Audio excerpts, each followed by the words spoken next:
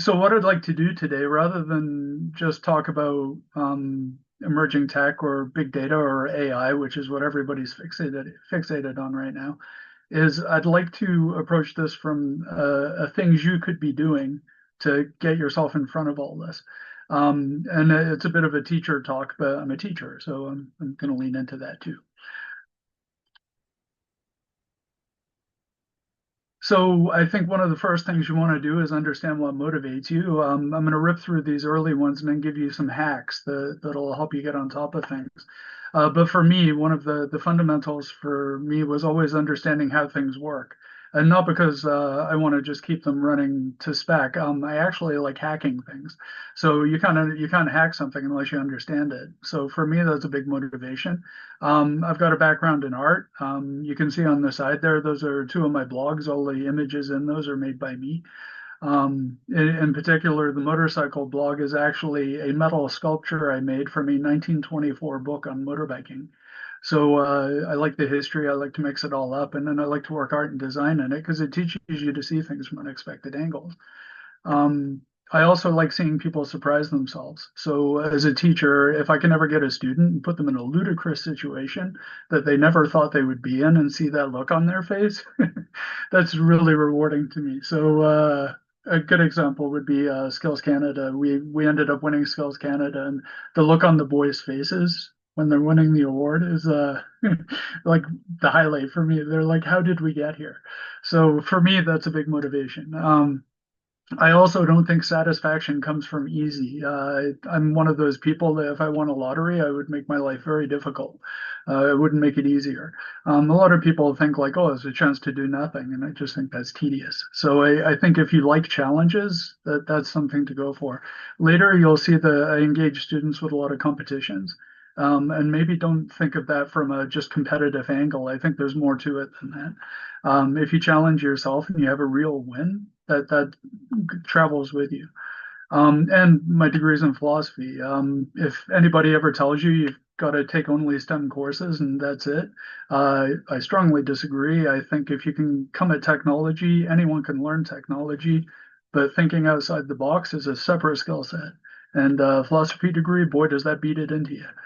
So, so maybe the first moment here is just take a second and think what motivates you, what really gets you fired up because I think if you're going after emerging technologies, understanding your motivations is something that can really empower you. It has for me. Here's a good example of sort of finding the work that nurtures your motivation. So if I'm doing things like this, the top left there, my first all girls team, we were the first all female team to go to the national finals for Cyber Titan. For me, that doesn't feel like work. That feels like a mission accomplished thing, and that's really satisfying.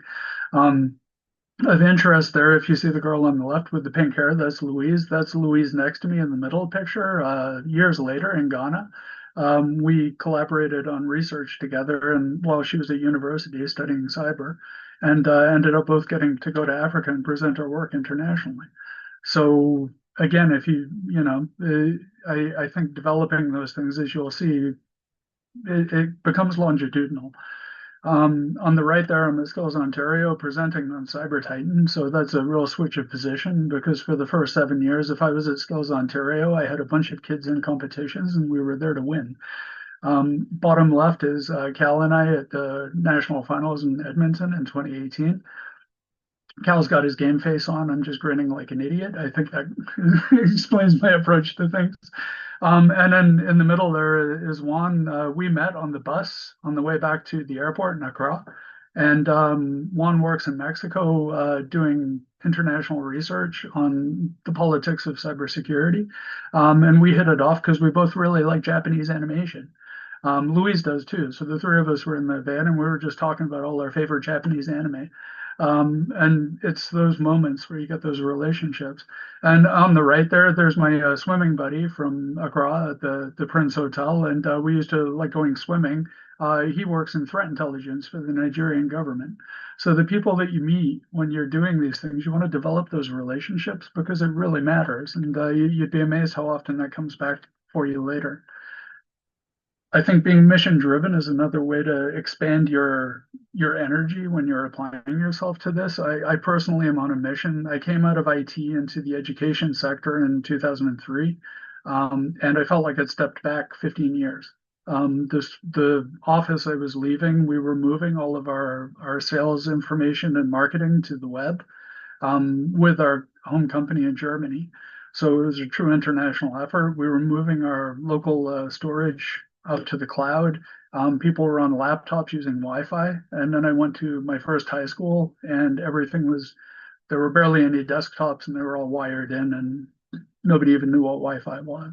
So for me, working in education, I'm hoping to move things so education is more or less parallel with what's happening in the rest of society. I think it's a real disservice to our students if we don't do that. Just a note here, you can see at the bottom, all the QR codes on this are clickable, and at the end of this, there's a QR code that leads you back to this presentation. So at the end of this, if you want to grab the QR code and go look this over again and chase the links down, everything will be provided. Don't panic. So here are my hacks. Be curious, but don't just be curious, be courageously curious. Your curiosity could be a tentative curiosity, and I have that naturally. But I find myself in a lot of strange situations where I'm in a room full of people with PhDs. I do not have a PhD.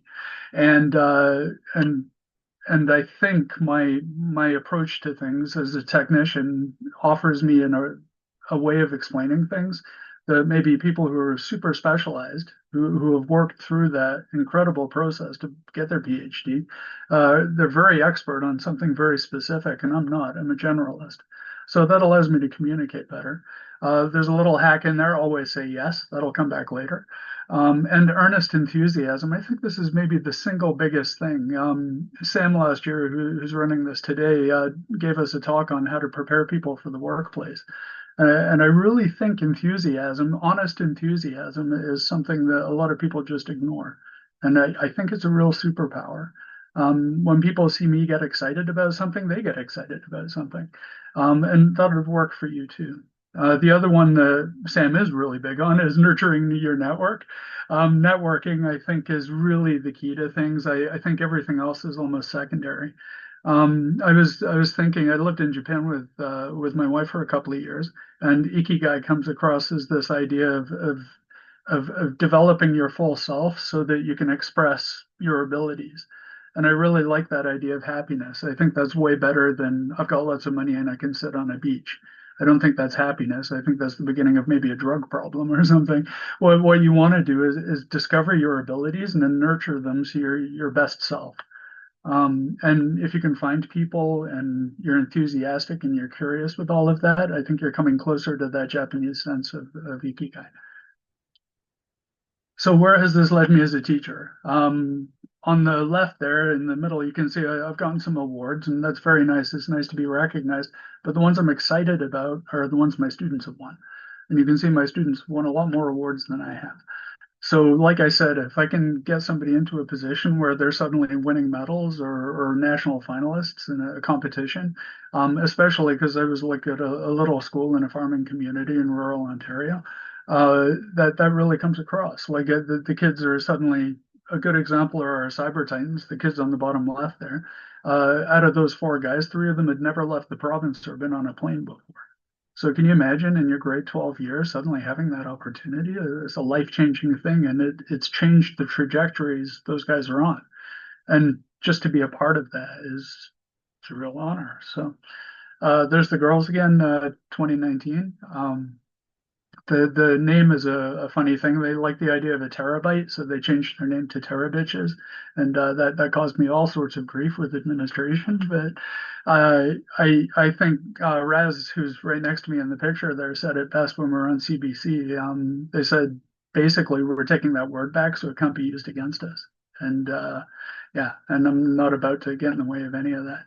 I think what I'm proudest of though is every time I run into one of my grads, they're doing really cool things, and if I played a small part in that, that just feels fantastic. So Maddie in the bottom right corner there was in our first year game dev class, really talented designer, 3D modeler. She went to college for it, and now she is one of the judges at Skills Canada for 3D animation. So, um, but all of the kids in that poster are just spectacular, and they've gone on to really cool things. And even if I didn't help a kid really directly and they went in a different direction, I hope I gave them some tools because I think being digitally fluent these days is a superpower.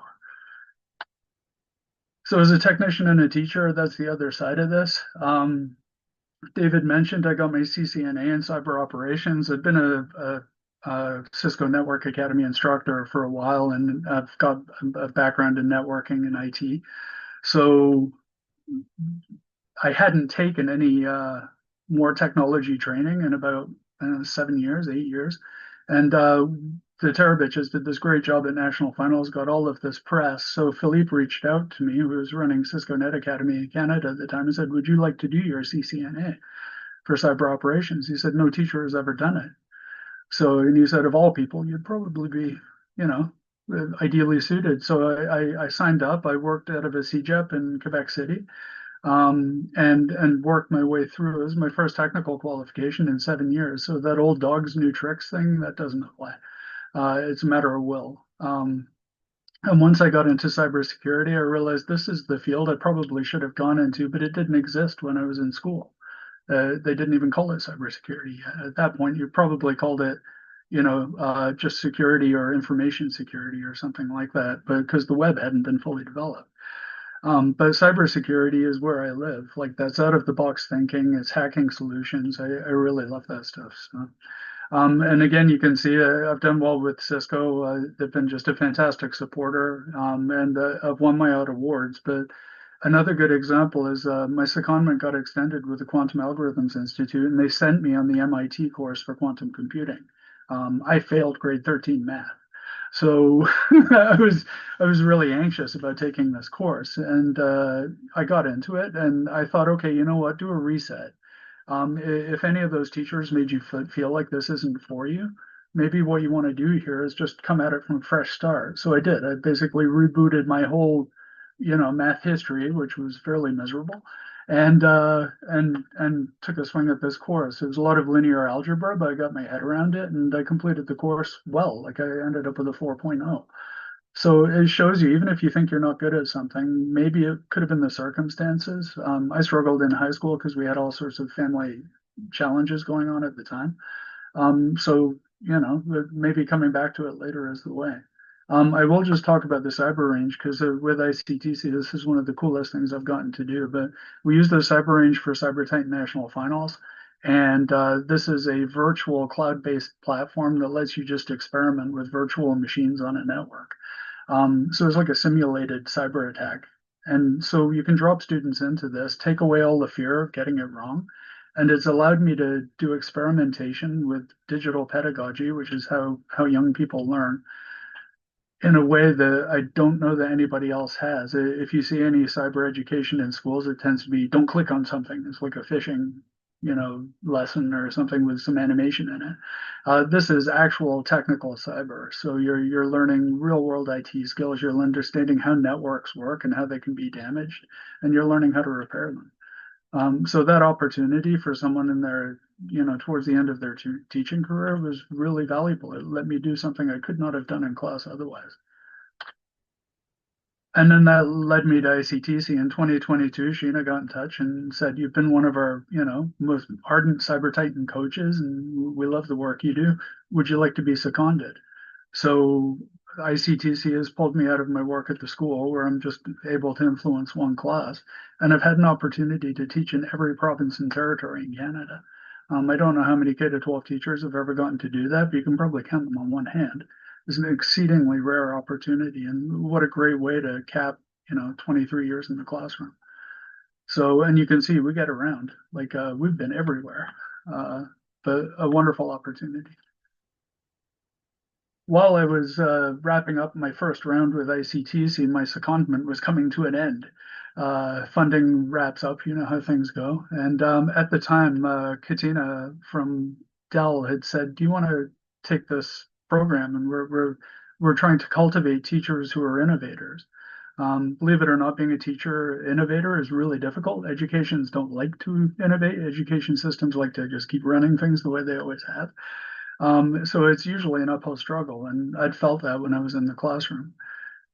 What was great about this is it gave me a chance to reflect. I'm a big fan of reflective practice. It's a thing teachers do. You do a lesson, then you look at it and say, how did that work and how didn't it work so I can fix it? And so this gave me an opportunity to frame myself in a different way. And you got to wonder, how often do you look at where you're at and what you're doing and think, I belong here because this is all I know, or something, the trajectory has led me here and I'm at the end. And by the end of this time in this program, I realized I'm not a teacher, I'm an innovator.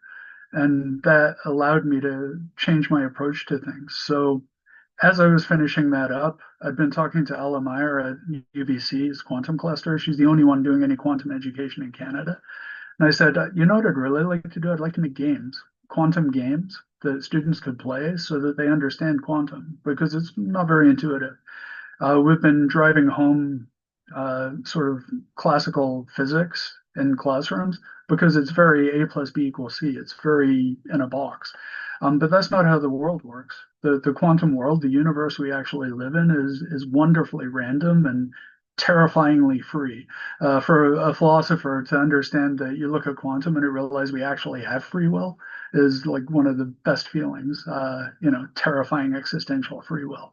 So, so Ella said, why don't you come out to UBC for a week and we'll do a quantum boot camp and bring out some game devs with you. So Paul Darvasi and came out and we did the week and talked about quantum gaming, and everybody else there was really fixated on trying to do some kind of civilization game that has quantum in it. And I wasn't. I was thinking, I think we need an arcade. I think we need an arcade of games, some of them student created, that lets people express how they understand quantum, decentralize it a bit. But at the end of the week, we got to go into D-Wave. So they took my phone, put it in a Faraday cage, and made me sign an NDA. And we got to go inside, and there's a massive warehouse in there with dozens of quantum computers churning away. And I was like, wow, this is not the future. It's happening now. And they use quantum annealers at D-Wave, but we're on the cusp of about it's going to change everything when we have working quantum computers. And over that week, talking to all these experts in this, it went so well, it really reframed everything for me. So the picture on the top right is what I look like when I'm very smug. What had happened there is we went to Whistler at the end of the week for the weekend before we flew back. And Louise Turner from the Quantum Algorithms Institute reached out and said, do you want to have coffee? So I had coffee and she said, how do you feel about me extending your secondment? And I was like, oh, yes, please. So Louise said, well, what we're looking for is we're looking to research quantum impact on cybersecurity, and quantum computers will be able to crack encryption. They'll be able to rip apart RSA and even elliptical curve encryption and render the internet as we know it full of holes. There would be no secure internet anymore, so no online banking, none of that. So I thought, well, what's the best way to do this? I need to start researching it. At the same time, the Global Forum for Cybersecurity Excellence said we have a research committee. We're calling for applications for our first GC3B conference in Accra, in Ghana. And I thought, there's no way I'm going to get this. I'm a high school teacher from Fergus. But I pitched and said, I want to look at quantum emergence and how this is working. And they said, nobody else is doing that. We have a world full of people in universities, and none of them want to come and talk to cybersecurity experts about this. I'll do it. So I started doing it, and the math was beating me up. And Louise, my former student, got in touch and said, I'm looking for a job. Can you help me out? This is where the networking comes back in. So I said to Louise, the math is beating me up really bad. You're way better at math than I am. Help. So she co-wrote the paper with me. It's my favorite visa. That's my Ghana visa. So yeah, and we got to go to Ghana. While that was going on, I submitted a thing to Cisco talking about the Terra bitches and the girls in cybersecurity. And they said, yeah, you're our Innovation Architect of the Year award. And I'm like, wow, that's really nice. And then they went on to say, no, you've won our like Instructor of the Year award. So we're going to fly you to New York City and you can hang out at the VIP tent and see the Red Hot Chili Peppers. And what a wild weekend that was. So, again, you just keep those opportunities turned on. You develop those relationships with supportive groups like Cisco, and then there I am. And then suddenly we're in Africa.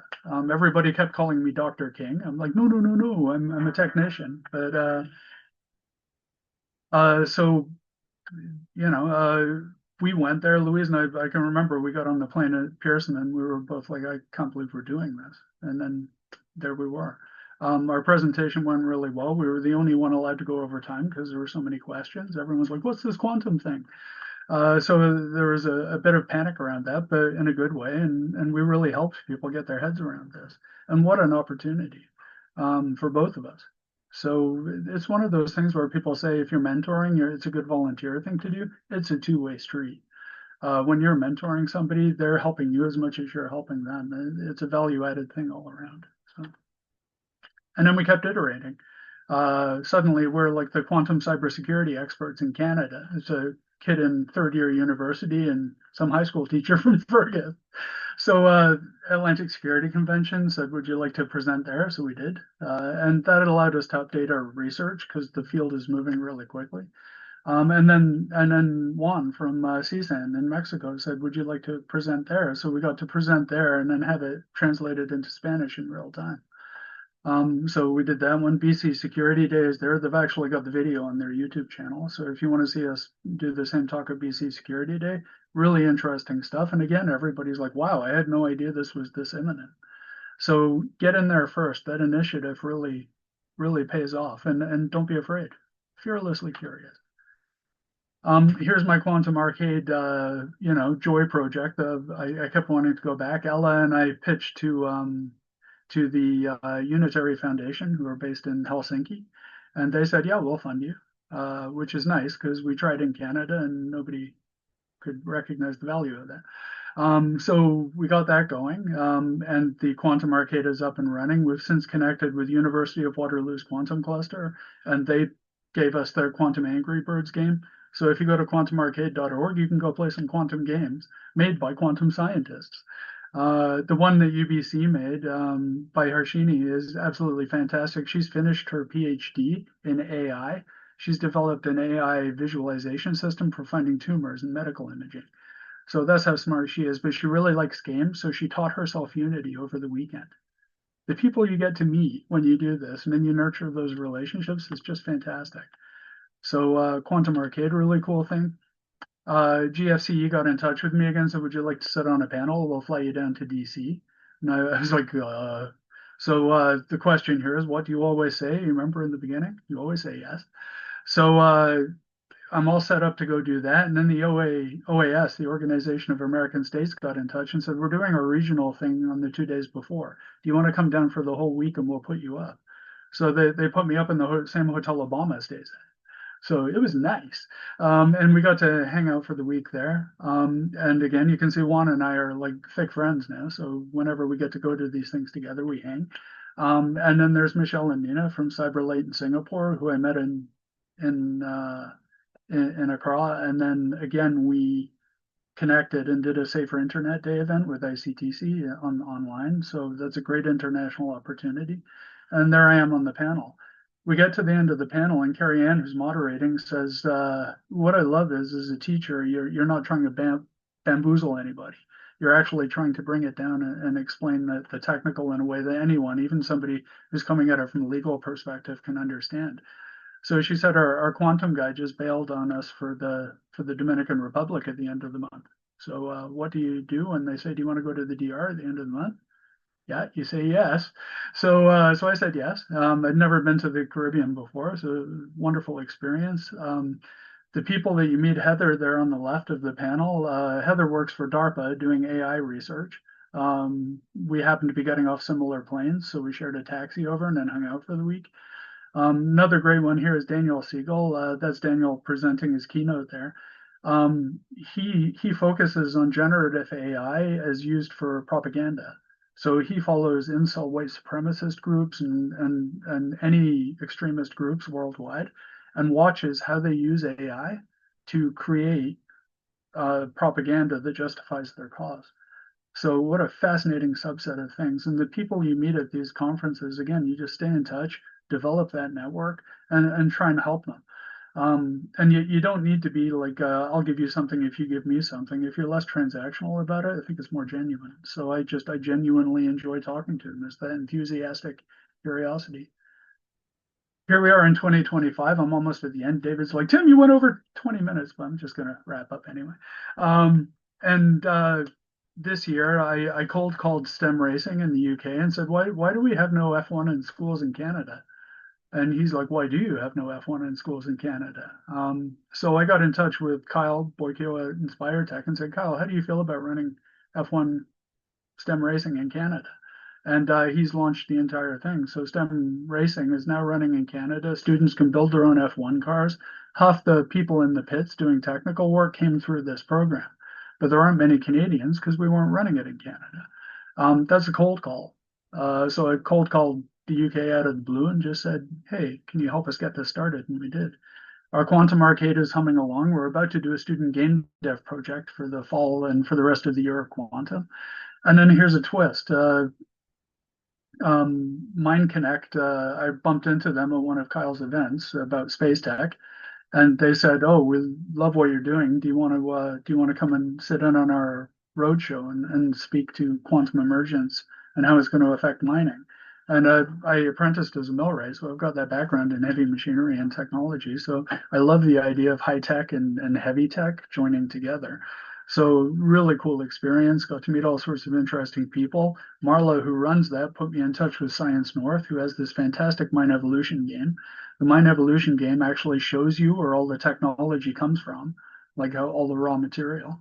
And then, so now we're working with them to try and get that onto the quantum arcade, and we'd love to make a quantum mining in 2040 simulation. So students can see how quantum sensing and all these other emerging technologies are going to change how we do resource management and hopefully do it better, do it with less environmental impact. That's the Ontario Library Conference there. We got the Canadian Centre for Cybersecurity, KnowledgeFlow, and Cyber Legends all together in one room presenting. So that was quite an unprecedented thing. And I was back at Atlantic Security Convention talking about cyber tech. So passion driven. So here's the end. This is the QR code I promised you. I'm only 7 minutes over. Let's say 7 minutes over, David. I hope the idea came across. If you're honestly enthusiastic about this stuff, you're not going to feel like it's work, and you're going to be able to just tear into it and understand it. And for me, part of that is being able to understand it so I can make use of it and hack it, and make it do what I want it to do. So there we are. What do you think, David?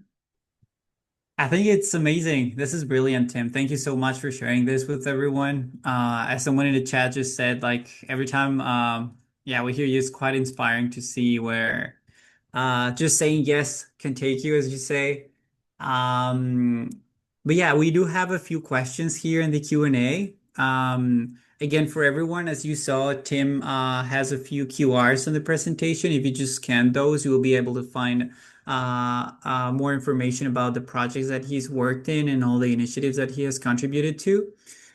For those who are on the AI course, we will also make sure to share this presentation with you. We have about 15 minutes left for questions. If your question is not answered, we'll make sure to answer it via email or make sure to get the answer to you eventually. But yeah, so first question, and it's about AI. So for people that don't have a lot of coding experience and they would like to experiment with AI a little, they would like to build AI products. What do you recommend to break into AI without like a lot of coding experience? So when it first came to us, it was just Tim's dumb luck. But one of my students in grade 9, his dad was on the Watson team that created IBM's Watson, the beat Ken Jennings in Jeopardy. So Gord got in touch and said, "Are you doing any AI in the classroom?" And I'm like, "It's 2017, dude. No, we're not doing any AI in the classroom." But we'd been doing game dev, and in game dev, one of the hardest things to do is have intelligent enemy AI. So if you've got a fighting game and you need the bot to come after you, even just having it navigate correctly to approach the player is really tricky. So we've been doing really rudimentary things like that in the game design course. If you want students to get away from the technical complexity, give them something like a game they want to make, and they'll forget about the technical complexity and just chew through it because they want the game to work. And that's really where we got to. So some of our leading coders in our game design program were doing rudimentary AI from scratch. But what Gore did was he put us on IBM Cloud, and at the time you could learn how to code a chatbot, and this is in 2017. So this is years before GPT, years before anybody's even talking AI. So we got through it, and at the end of it, I realized, wow, the coding of an AI is actually way easier than coding. When you're doing programming, raw programming, you've got to account for every possibility. With the AI, you can start to show it intent, and the AI will learn the intent. So the actual amount of direction you have to give the machine is less. And I thought this is so easy, we can bring this down because we started it with grade 12s. And by 2018, my grade 10s were doing it as an introduction to coding. So we were coding AI chatbots in 2018. 2019, I went to the ECHO, the Education Computing Organization of Ontario's conference, and I said, "You can teach AI. This is how you do it." And nobody came to the meeting. We had it was an empty room. Gord's there from IBM. We've got all sorts of IBM swag, and we're showing people like you can get into this. It's freely available. It'll show you what's coming. And Gord was well aware of what was happening with GPTs at the point, like those transformers. So he was like, "This is going to impact huge in the next couple of years. You really need to get in front of this," and nobody came. So we kept doing what we were doing. But my feeling is there are a million programs out there. Microsoft has a good one that ICT is working with now. ICTC is working with now. Google has one. IBM's IBM Cloud one is still available and updated. But there are a lot of ways you can get into this, and it's not as complicated as you think. Everybody thinks AI is like intelligent. It's not at all. What we have right now is a statistical trick based on big data. So if you can get your head around that and think the reason it's telling me the sky is blue is because it's looking at all of the answers and the majority of them say it's blue. That's not intelligence. That's a statistical trick. So I think we could get to AI one day, real like general purpose AI, but we're not there yet. But we do have good enough big data that we can do these interesting tricks with GPTs. So my feeling is get stuck in, actually get your head around the tech. It's not as complicated as you think. And once you understand how it works, you can start applying it. Great. Yeah, I like what you mentioned about like trying to bring down the complex stuff, like in the sense of just explaining it in simple terms.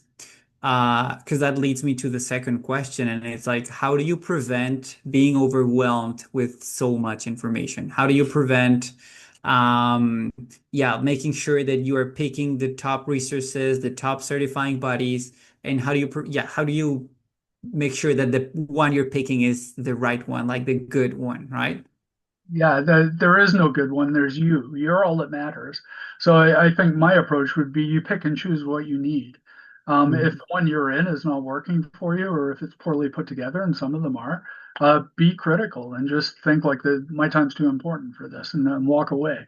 There are a million other options, but my suggestion would be anytime I'm getting a certification or anything else, I try and go platform agnostic, and I try and do something that is a general understanding of the tech. So I don't learn Windows, I learn operating systems. I don't learn, like Cisco networking, I learn networking. And of Mhm. course, like one's a subset of the other, but don't get caught up on the who's delivering it or whatever else. Try and understand the core tech underneath. There's a really good Wired article. If you look up eight Google employees who changed the world, it'll take you to this Wired article and it explains how GPTs came about. Things like that, like piece the pieces together. If we were in a STEM class yesterday, and a lot of the students kept coming to me saying, "What do I do next? What do I do next?" And that's a learned behavior. My feeling, maybe why I wasn't always the best student, was because I was determined to do it on my own. So, wow, there you go. Look, the AI in my phone just It was started listening to answering you, my eh? question. So, like, yeah, how creepy is that? Thanks, Google. It's an Android phone, by the way. But yeah, so I think you want to center it on yourself and lean into your strengths. For me, if I can break something and understand it and put it back together again, that's and my dad taught me that. He was doing a head gasket on my student car, my terrible, terrible student car when I was like 18. And he'd never touched one of these before. And he pulled it apart, fixed it, and put it back together again. He's a skilled mechanic. And I said, "How do you know what to do?" And he said to me, "Anything made by people, I can fix." And I think that is a good piece of advice. If a human being made it, you can figure it out. It's not Mhm. magic. So, and don't just stay at the surface. Like, get underneath and understand how it works. Absolutely. Absolutely. Yeah, there's a lot of yeah, like information out there and it's very easy to get lost with that. And then again, like something else that has been like I don't want to say repurposed, but like something else that we have been reviewing lately is like what digital literacy means at the end, right? Just because like we have all these tools at our disposal and we're using them constantly, but we don't know like how to use them, right? So what would be like some of your advice for those who want to learn, um, yeah, like how to use things as they are, like what they are designed to do, right? Not just because like I'm using this and this serves my personal purpose, but like how do we learn about the difference between like what this was designed to do versus what my need is with this? So, let me give you an example. A little while back, maybe 3 weeks ago, MIT came out with a study where they showed the difference between students who used AI to write their essay for them and Mm, students who wrote the essay then used AI to improve it. And they actually measured the number of neural connections the students were making as they did this. If you design your own essay and you do go through the writing process and you put something together, and then you have an AI look at it and suggest ways to improve it, you actually increase the number of neural connections you've got in your head. It makes you smarter. If you do it the other way around and have the AI do it for you, the students who did that had less neural connections, less association with the final product. They didn't even know it was theirs because it isn't, and ultimately hadn't learned anything. And I've always said this to students or anybody who will listen, and I don't know why it's taking so long for education to get their heads around it, but that kind of research for me is pivotal. I will move mm. on that research. It's a credible organization, and that data is genuinely valuable. And I don't see anybody talking about it. Instead, everybody is offering, hey, here's something that'll do lesson plans for teachers. If I'm not building my lesson plans as a teacher and I'm having the AI do it, what did I just do to my own head? What did I just do to my own teaching practice? So if you want to use AI, you should use AI. You should learn what it is, learn how it works, and then apply it to improve your output, not replace your output. If you're using AI in any way to replace what you're doing, you're making yourself stupider, literally. And MIT backs that up. So I hope everybody, because we're figuring this all out in real time, they let this genie out of the box and it's happening. But we don't know how to do this properly, but there is a way to do it properly, and there's a way to do it that actually improves people rather than diminishing them. So in a nutshell, you could say like if it makes you smarter, go for it. But if it doesn't make you smarter, then maybe like I always think tell twice. students, don't let it replace you. Don't let it Okay. replace you, because if you let it Mm, replace you, it will. And in doing mm, so, it'll actually damage your ability to think. mm, So, mm, but I use AI regularly. You know mm, this.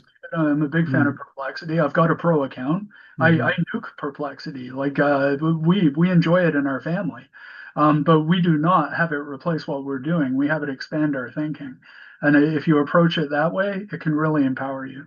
But it's a shame to me so many people are looking for ways to have it replace them. Absolutely. So this bring me to, I would say it's like the last question we can ask now, but I'll try to wrap it up. So we know that we have different people in the attendees list, and we know that many of them are generalists, and they want to, yeah, break into a new field and make sure to like identify those skills or those capacities that they want to nurture, right? So my question for you would be, how do you move beyond the generalist perspective and move into nurturing those special things? How do you identify those needs? How do you start moving into that ikigai you were mentioning at the beginning of the presentation? Going back to find it, there it is. So I think the way you do that, I hope I came at this from a human perspective. Mm, I hope when people take anything away from this, they're taking away the idea that the technology isn't something being done to you. There are people behind it that make it look that way, but it's not the technology. It's just a tool. It's like somebody saying, if I give you a hammer, you could break into houses with it, or you could build a fence. Like it's a hammer. The hammer kind of doesn't care. So my approach is that platform agnostic piece. But I think what's on here is something that is not to do with how good you are at math. Because if my direction is anything at all, how good you are at math should not matter. You can learn it. You can get on top of it and learn the math you need to learn if you need to learn it. But don't tell yourself you're bad at math. Just, you know, approach it in a way that works for you. And for me, I'm a big visualizer. I'm really good at visualizing technical problems. So when people started teaching me math visually, changed everything. So, and that applies to you for anything. If the technical side of it is you're like, I don't get it. It's a matter of, there's a thing in teaching. Vygotsky is one of my favorite theory guys, and he has a thing called the zone of proximal development. And if you can get students close enough that they have some knowledge around what you're doing so that they can start to support their own learning, you can kind of help them into that, and then they go and they kind of fly away on their own. Um, but if you drop them in the deep end with no context or anything else, that's when people feel overwhelmed. So what you got to ask yourself is apply a little self, pedagogy and say, what can I do to get myself close to this? And a good way to do that, you've already got things you're really good at. I think about Eric, who I worked with here, and Eric is an expert musician, absolutely fantastic at it. And when we started doing digital skills training, Eric was like, he was trying to maybe, I don't want to put words in his mouth, but he was trying to imitate me, I think. And my interest and my approach is one thing. I said, why don't you go into classrooms and talk about music production? Because what do you use? It's all digital. So mm, you've got deep digital knowledge of sound production and all of these other things, electronic instruments, all of this. And the minute he started doing that, it clicked and he ran. Like that's so whatever your thing is, whether it's music or whatever else, if it's art, there are a million ways you can engage digitally with art, and it's a really empowering process. Um, mm, Even with AI. If AI can expand your artistic repertoire and help you build out more, that's a good use of it. So just dismissing something outright isn't helpful. mm, It's a hammer, so learn how to use the hammer. mm. Brilliant. Amazing. Thank you so much for sharing that with us, Tim. As I mentioned, we have a few questions left here. We'll make sure to transfer those to Tim, since we didn't have the chance to go through them today. But if you would like, maybe Tim, if there's a way they can contact you, they wanted to get in touch with you, how can they do that? Well, on the LinkedIn there, I'm trying to, there it is. The one underneath is my LinkedIn account. So feel free to connect with me on LinkedIn. I'd be more than happy to help if I can. But more likely than not, I'll try and show you how to do it yourself. Because yeah, students often found me frustrating. They're like, you didn't teach me anything. I'm like, sure I did. But, if we're standing next to a pool and I'm like, you'll figure out how to swim, bonk, and in the water they go. But I make sure that they're familiar with the water and everything first, right? Mm, The zone of mm, proximal development. So, mm, but I'm not a gentle teacher. Like I want you to learn this on your own. I want to empower you so that I'm not involved at all. For me mm, as a teacher, that's the greatest prize. So yeah, if you're looking for an easy answer, I don't give them. mm, mm. So maybe a good advice could be like, if they reach out to you, please come with a question, maybe.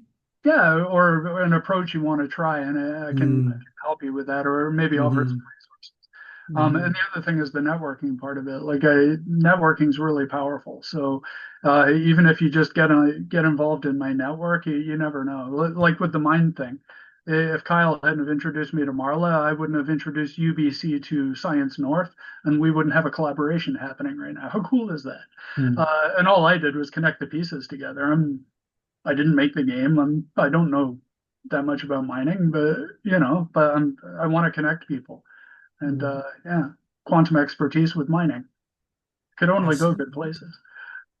At the end, it's all about the sharing, eh? Yeah, exactly. Absolutely. Thank you so much. Thank you so much for sharing, Tim. I'm gonna take the sharing here for a sec to share something before everyone leaves. So yeah, guys, thank you. Thank you so much everyone for attending this session today.